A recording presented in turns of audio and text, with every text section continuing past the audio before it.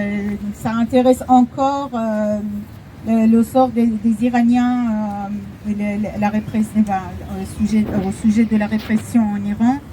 J'ai un petit texte que je vais vous lire pour ne pas oublier ce que je veux dire. Le gouvernement islamique d'Iran est aujourd'hui la première organisation criminelle au monde présentant une réelle menace.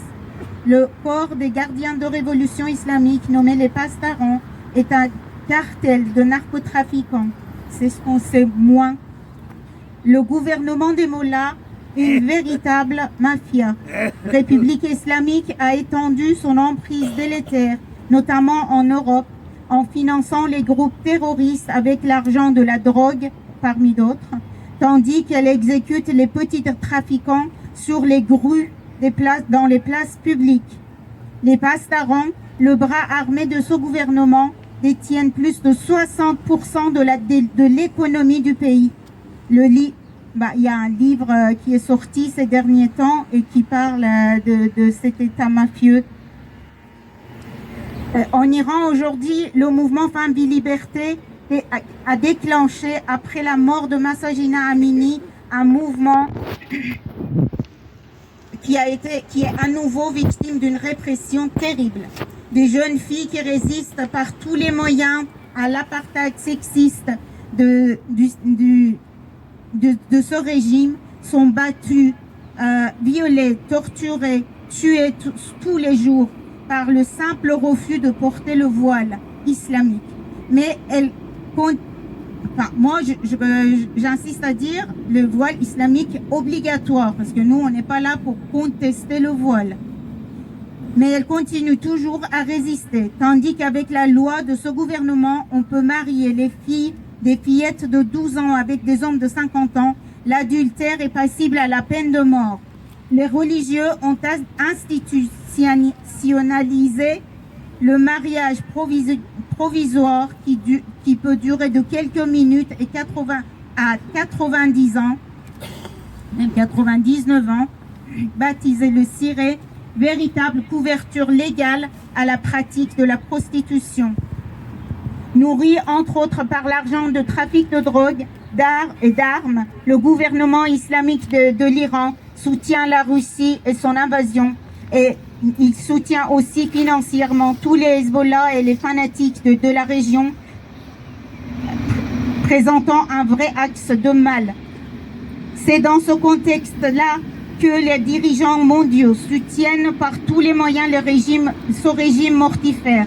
L'ONU choisit honteusement Téhéran pour présider la conférence internationale sur le désarmement nucléaire qui devait se tenir à partir de 18 mars, permettant au gouvernement islamique d'Iran prendre des ailes et renforcer la répression en Iran en augmentant considérablement les exécutions et les sentences de la mort de la dernière en date, celle de Toumaj Salehi, le rapport militant bien connu en Iran.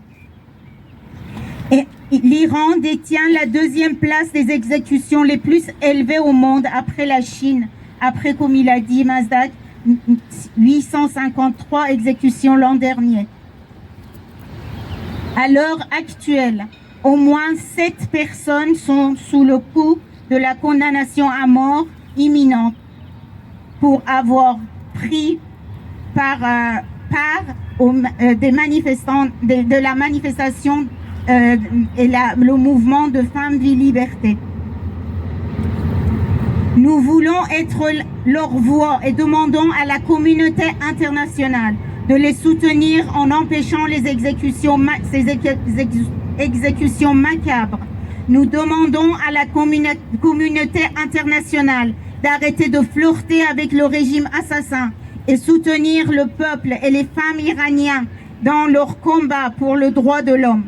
Pour Femmes, Vie, Liberté, nous demandons l'expulsion des ambassadeurs de l'Iran en Occident. Pour la libération des prisonniers politiques. Libérez les prisonniers politiques en Iran! Libérez les prisonniers politiques en Iran! Libérez les prisonniers politiques en Iran. Libérez les prisonniers politiques en Iran. Libérez les prisonniers politiques en Iran. Libérez les prisonniers politiques en Iran. Nous demandons la libération immédiate de Toumoy Salehi ainsi que tous les autres artistes. Mazak a parlé de Salman. Salman a été condamné à mort. Il a tellement été torturé qu'il est dans une situation psychologique dramatique. Il a été interné à l'hôpital, revenu en prison et il est en train de passer sa peine de 5 ans. Tous les prisonniers en Iran sont dans des situations catastrophiques de torture. Nous, on voudrait bien commencer et continuer à les soutenir au niveau international pour pouvoir vraiment, déclencher une vague de manifestations et de protestations contre ces exécutions et contre ces tortures. Merci beaucoup. Merci à toi, Amnesty.